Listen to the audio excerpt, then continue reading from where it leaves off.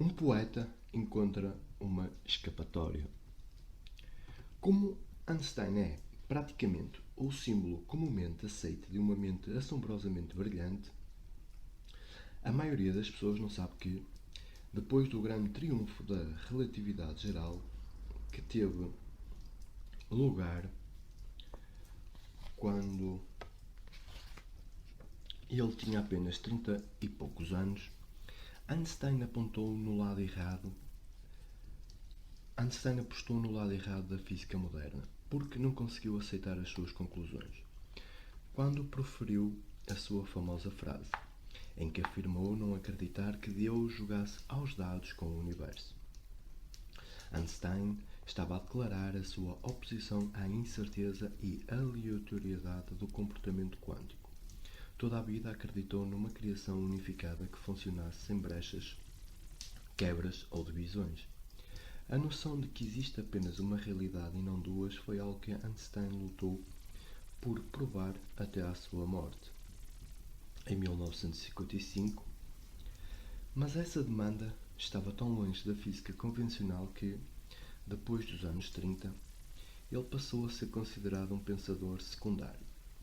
Nos seus momentos mais sinceros, até os seus maiores admiradores abanavam a cabeça ao verem uma mente tão brilhante passar décadas a caçar gambuzinos.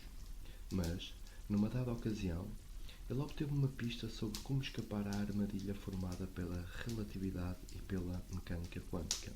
Contudo, a escapatória não era científica. Em vez disso, vinha de um poeta. A 14 de julho de 1930, repórteres de todo o mundo concentraram-se à porta da casa de Einstein em Kaputt, uma aldeia nos arredores de Berlim, muito apreciada pelos berlinenses endinheirados como local de evasão do burburinho da cidade. O evento do dia era a visita de Rabindranath Tagore, um grande poeta indiano, então no auge da sua fama. Nascido em 1861, quase 20 anos antes de Einstein, no seio de uma proeminente família de Bengala, Tagore entrara derrompante no imaginário ocidental ao ganhar o Prémio Nobel da Literatura em 1913. Era também filósofo e músico, alguém que o Ocidente via como a personificação das tradições espirituais indianas. A finalidade da visita de Tagore ao maior cientista do mundo, como Einstein era popularmente e talvez acertadamente conhecido, era discutir a natureza da realidade.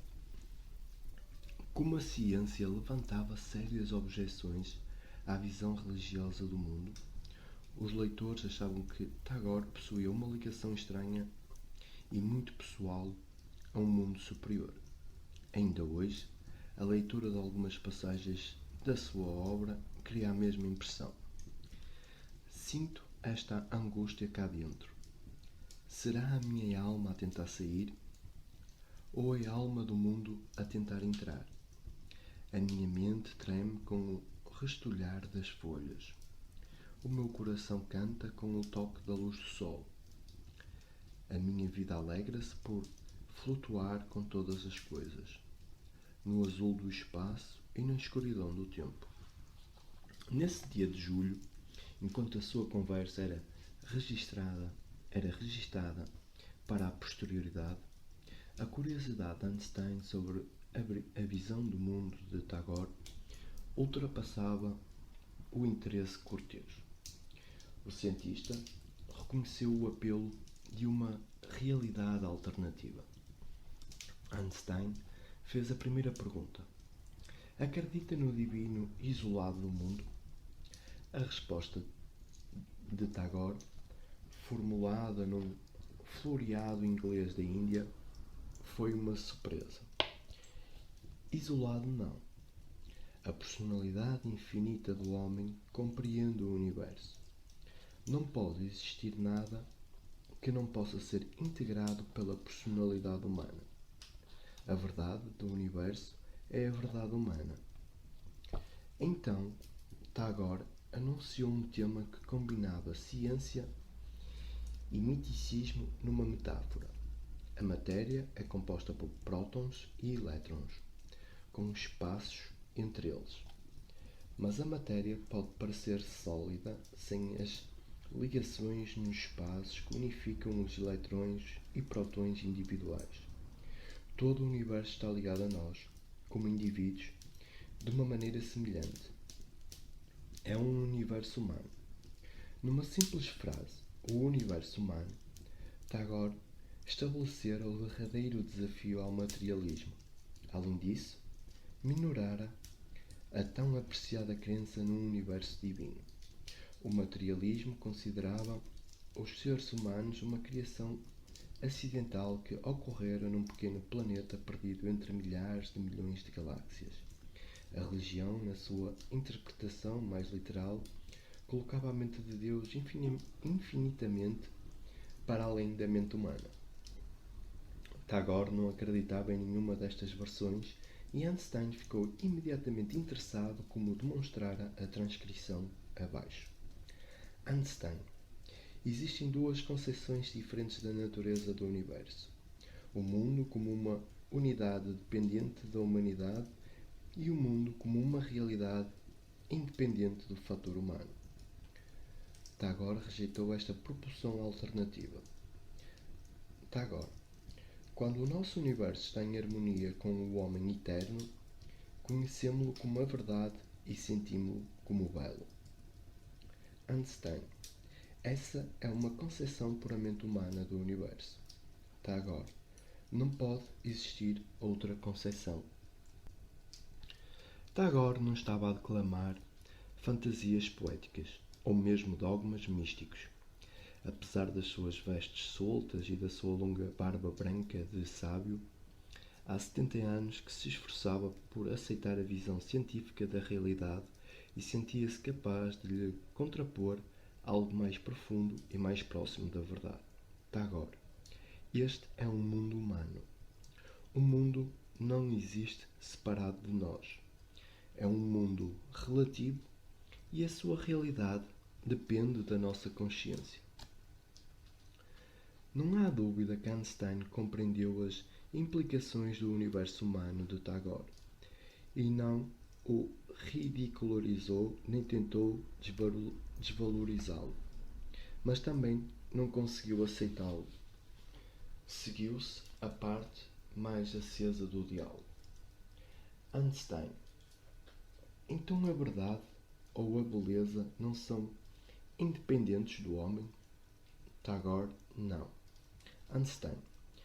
Se já não existissem seres humanos, o Apolo Belvedere, uma célebre estátua clássica do Vaticano, já não seria belo? Tagore. Não. Einstein. Concordo em relação ao conceito de beleza, mas não em relação à verdade. Tagore. Por que não? A verdade é aprendida pelo homem. Einstein. Não posso provar que a minha concepção está certa, mas é a minha religião. Foi inacreditável modesto da parte de Einstein dizer que não podia provar que a verdade fosse independente dos seres humanos, o que, obviamente, constitui o pilar fundamental da ciência objetiva. Os seres humanos não têm de existir para a fórmula da água ser H2O, ou para a gravidade atrair o pó interestelar e formar estrelas. Ao usar a palavra diplomática religião, o que Einstein disse foi, de facto, tenho fé em que o mundo objetivo seja real, embora não possa prová-lo. Este encontro, em tempos famoso, entre duas mentes brilhantes até agora, está agora, em grande parte, esquecido. Mas foi espantosamente profético, pois a possibilidade de existir um universo humano que dependa de nós até para existir começa a agigantar-se. A mais fantástica das hipóteses de que sejamos os criadores da realidade já não é fantástica. Afinal, a crença e a descrença são, também, criações humanas. Os derradeiros mistérios. O que existia antes do Big Bang? Embora o tempo e o espaço tivessem começado a curvar-se como um varão de guarda-roupa sobrecarregado, não havia um pânico generalizado na física, porque ainda não existia a possibilidade do varão se partir.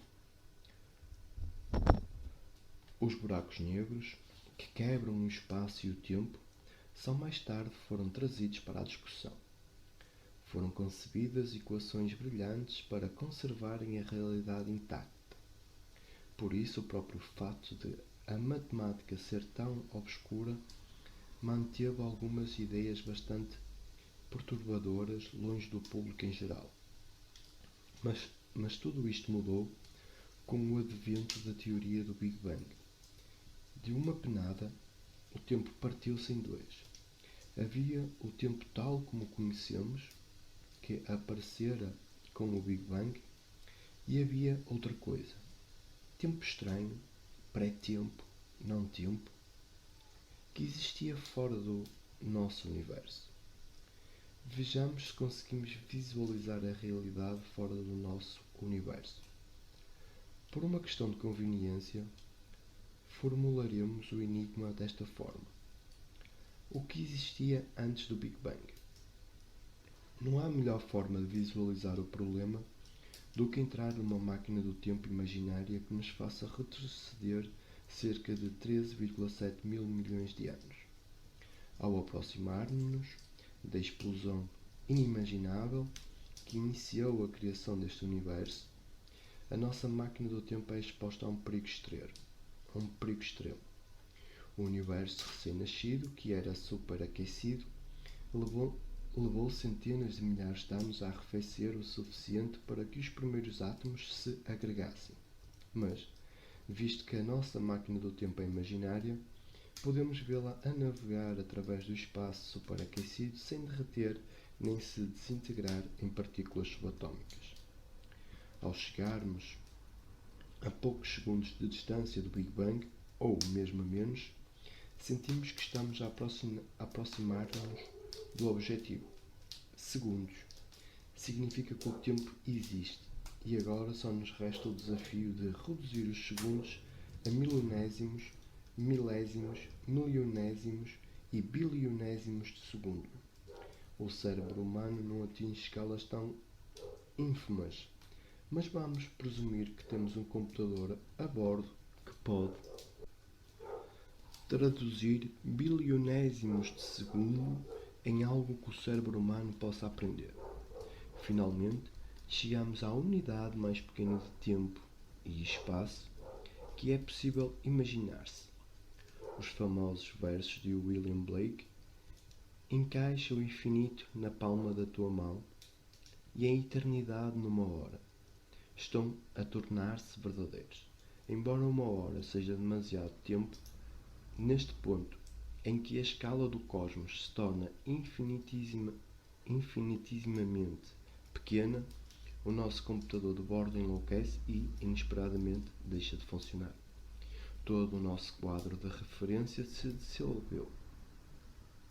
No início, não havia matéria como a que observamos hoje. Apenas um caos rodopiante e, dentro desse caos, poderiam não existir regras do tipo das que conhecemos como leis da natureza. Sem regras, o próprio tempo se desmorona. O capitão da nossa máquina do tempo vira-se para os passageiros para os informar da gravidade da situação, mas, infelizmente, não consegue fazê-lo por várias razões. Quando o tempo colapsa, o mesmo acontece a conceitos como antes e depois. Para o capitão, já não tínhamos saído da Terra a uma determinada hora e chegado mais tarde ao Big Bang. Os acontecimentos estão aglomerados de forma inimaginável. Os passageiros também não podem gritar: deixem-me sair daqui para fora, porque o espaço também se dissolveu, tornando inúteis os conceitos de dentro e fora. Esta ruptura no limiar da criação é real, mesmo que a nossa máquina do tempo não o seja. Por mais trabalho que se invista nisso, por mais ínfimas que sejam as parcelas de tempo que se isolam, o limiar não pode ser atravessado, pelo menos não através dos meios convencionais, já que o Big Bang ocorreu em todo lado, por isso não constitui um ponto que pudéssemos atingir.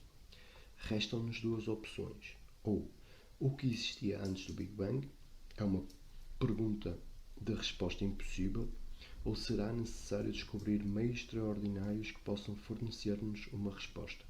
Porém, uma coisa é certa: a origem do tempo e do espaço não sucedeu no tempo e no espaço. Sucedeu alguns num local extraordinário, o que, felizmente para nós, significa que respostas extraordinárias não serão inadequadas, serão exigidas, tendo isso em conta que começa a adivinhação cósmica. Compreender o mistério. Antes e depois são conceitos que só fazem sentido dentro do quadro do espaço-tempo. Nascemos antes de sabermos andar, chegaremos à velhice depois da meia-idade. O mesmo não se aplica ao nascimento do universo. Tem sido largamente afirmado que o tempo e o espaço emergiram com o Big Bang.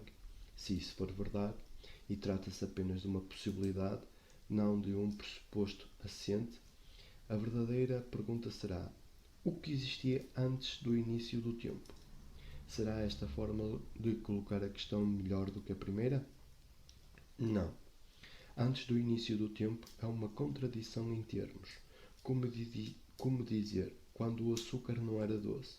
Estamos, decididamente, no domínio das perguntas impossíveis, mas isso não é razão para desistirmos antes de começarmos. A física quântica levou muito a sério uma conversa entre Alice e a Rainha Vermelha em Através do Espelho, de Lewis Carroll. Depois de Alice anunciar que tem 7 anos e meio, a Rainha responde que tem 101 anos, 5 meses e um dia. Não acredito, exclamou Alice. Não? Perguntou a Rainha num tom piedoso. Tenta outra vez. Inspira fundo e fecha os olhos. Alice riu-se. Não vale a pena tentar, disse. Não se pode acreditar em coisas impossíveis. Parece-me que não deves ter muita prática, observou a Rainha. Quando eu tinha a tua idade, fazia-o sempre durante meia hora por dia. Ora, às vezes, já tinha acreditado em 6 coisas impossíveis antes do pequeno almoço. O comportamento quântico obriga-nos a encarar as coisas impossíveis com mais tolerância. As condições no momento do Big Bang não têm nada de banal. Para as compreendermos, teremos de questionar e depois pôr de lado algumas crenças enraizadas. Em primeiro lugar, é necessário percebermos que o Big Bang não foi o início do universo, mas sim o do universo atual. Ignorando por agora se o universo atual foi criado a partir de outro universo, a física não pode, na verdade, identificar o início absoluto do cosmos. As medições só resultam quando se tem alguma coisa para medir e, no início de tudo, havia uma partícula infinitesimal de alguma coisa sem qualquer tipo de ordem. Não existiam objetos, nem contínuo espaço-tempo, nem leis da natureza. Por outras palavras, era o puro caos. Neste estado inimaginável, toda a matéria e a energia contida em centenas de milhares de milhões de galáxias estava comprimida. Numa fração de segundo, a expansão acelerou-se com uma velocidade inconcebível. A inflação durou entre 10 elevado a menos 36 e seguido de 36 zeros e cerca de 10 elevado a menos 32 segundos. Quando a inflação terminou, o universo aumentara de tamanho umas inacreditáveis 10 elevado a 26 vezes e arrefecera cerca de 100.000 vezes. Um cenário comumente aceite, mas de forma alguma definitivo, esquematiza o processo do nascimento da seguinte forma: 10 elevado a menos 43 segundos, o Big Bang. 10 elevado a menos 36 segundos, o universo sofre uma rápida expansão conhecida como inflação cósmica. Em condições de superaquecimento, alargando-se da dimensão de um átomo para a de uma toranja. Contudo, não existem átomos nem qualquer luz. Num estado próximo do caos, pensa-se que as constantes e as leis da natureza estivessem em mutação contínua. 10 elevado a menos 32 segundos. Ainda inimaginável quente. O universo ferve de elétrons, quarks e outras partículas. A anterior inflação rápida atenua-se ou irrompe-se por razões ainda não bem conhecidas. 10 elevado a menos 6 segundos. Tendo arrefecido drasticamente, o universo recém-nascido dá agora origem a prótons e nêutrons formados a partir de grupos de quarks. 3 minutos. Existem partículas com carga, mas ainda não átomos. E a luz não consegue libertar-se do nevoeiro escuro em que o universo se transformou. 300 mil anos.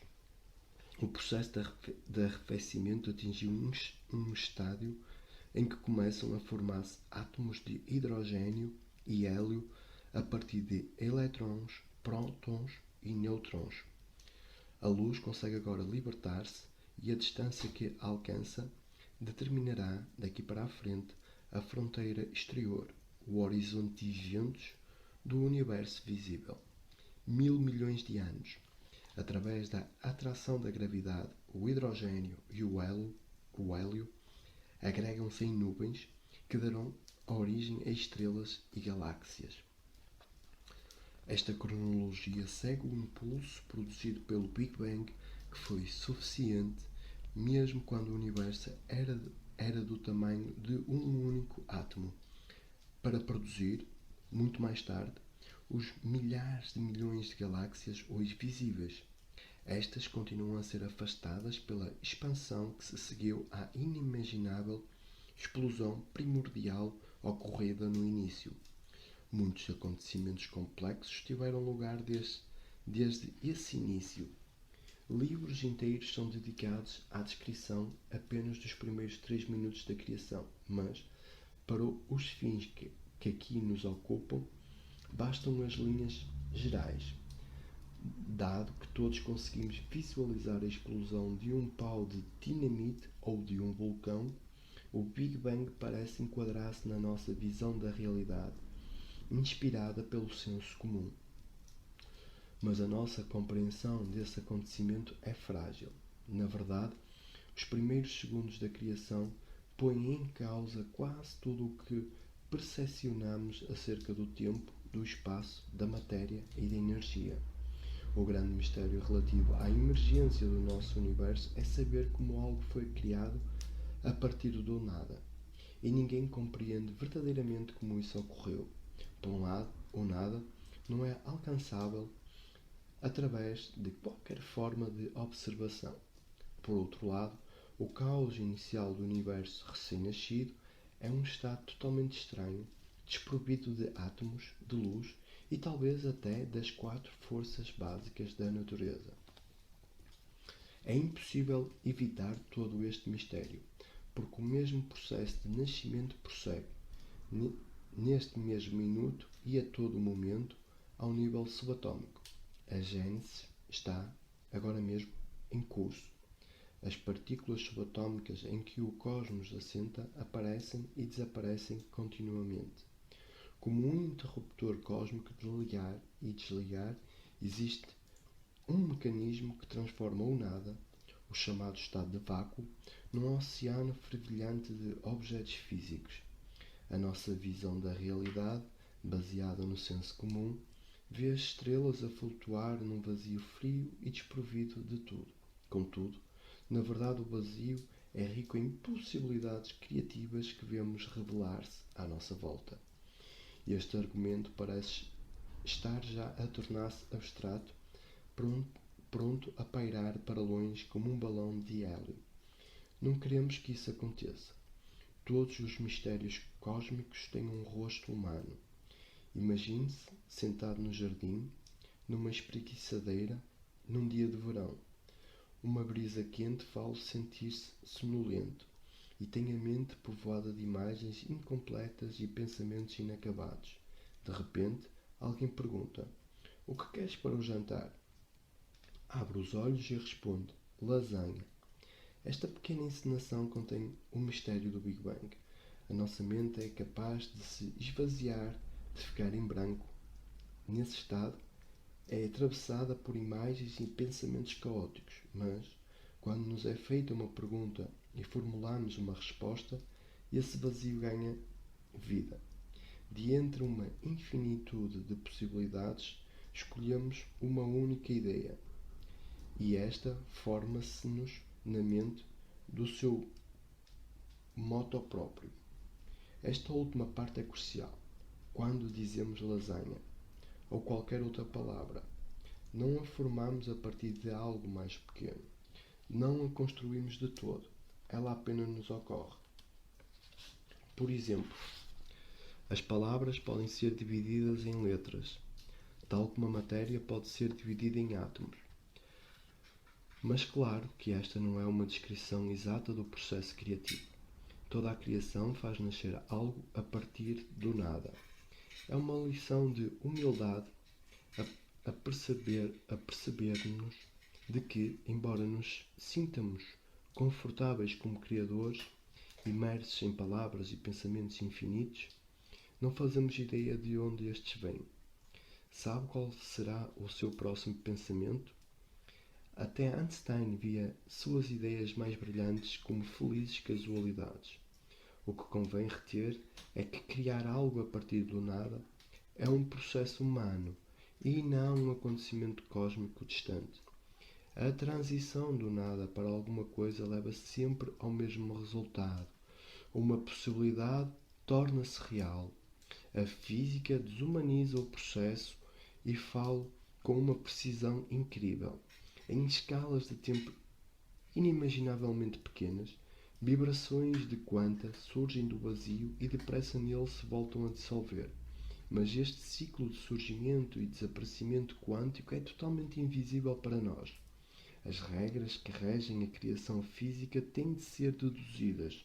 Não se pode encostar a um estetoscópio a parte exterior de um estádio para descobrir as regras do futebol. Mas isso é, essencialmente, o que a cosmologia está a fazer. Numa tentativa de explicar a origem do universo, a dedução lógica é uma ferramenta excepcional. Mas este pode ser um caso em que cria tantos problemas como aqueles que resolve.